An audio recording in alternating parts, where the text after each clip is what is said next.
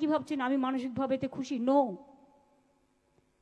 যারা চাকরি করত, যাদের আনটেন্টেড, তাই তো ব্রত, তাদের জন্য অলরেডি আমরা প্রসেস শুরু করে দিয়েছি এবং তাদের বয়স কনসিডার করা হয়েছে। যেহেতু তারা 10 বছর 12 বছর কেউ চাকরি করেছে, তাদের 10% এক্সট্রা এক্সপিরিয়েন্সের জন্য রাখা হয়েছে।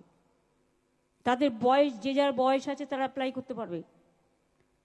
প্রায় 30% রাখা হয়েছে, যেটা তারা সুযোগটা পেতে পারে পরীক্ষা দিয়ে, কারণ কোর্টের অর্ডার অনুযায়ী। এখানে আমাদের হাত পা বাঁধা, কিন্তু আমরা যেটা করতে পারি সেটা হচ্ছে আমরা তাদের অ্যাডভান্টেজ দিয়েছি যাতে পরীক্ষা দিয়ে তারা স্বমহিমায় ফিরে আসতে পারে। রইল গ্রুপ সি, গ্রুপ ডি, অশিক্ষক কর্মচারীবৃন্দ, তাদের জন্য কোর্ট বলেছিল অন্যান্য জায়গায় তারা করতে পারে, সেটাও আমরা নোটিফিকেশন করে দিয়েছি। এই টিচার্স প্রক্রিয়াটা শেষ হয়ে যাবে আর দু তিন মাসের মধ্যে, এবং এটা হয়ে গেলেই গ্রুপ সিডির পরীক্ষাটা হবে। আমি এক্সপিরিয়েন্সটাকে কাউন্ট করার জন্য সিএসকে বলবো লিগালি কথা বলে নিয়ে, কারণ যারা অলরেডি 10-12 বছর চাকরি করেছে তাদের বয়সটা তো ওভার হয়ে গেছে। সুতরাং if it is consider, then that can be reconsider also. আর রইলেও পড়ে আমার হাতে আরও কিছু, যারা বেচারা টিচারিতে কাজ করেও আজকে অযোগ্য প্রমাণিত হয়েছে। এটা আমি আইনের সাথে আলোচনা করছি।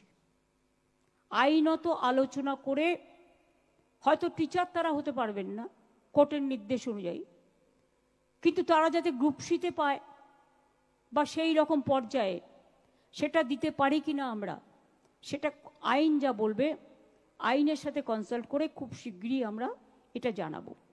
আমি কাউকে হতাশ হতে বারণ করব, তার কারণ আমাদের সরকার হচ্ছে মানবিক সরকার এবং আমাদের দৃষ্টিভঙ্গি অলওয়েজ আমরা পলিটিক্যালি দেখি না, আমরা মানবিকভাবে দেখি।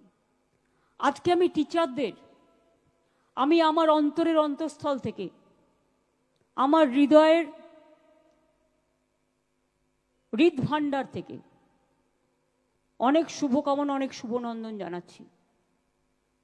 আর ভবানীপুর মডার্ন স্কুল বাচ্চাদের নিয়ে এসে আমি 3 বছর করেছিলাম যখন আমি কলেজে পড়তাম, কলেজেরটা মাইনে চালাবার জন্য। কিন্তু আপনারা মনে রেখেছেন ওখানে এখন নতুন school English medium Bangla medium তৈরি করে দিয়েছি। ওটা হায়ার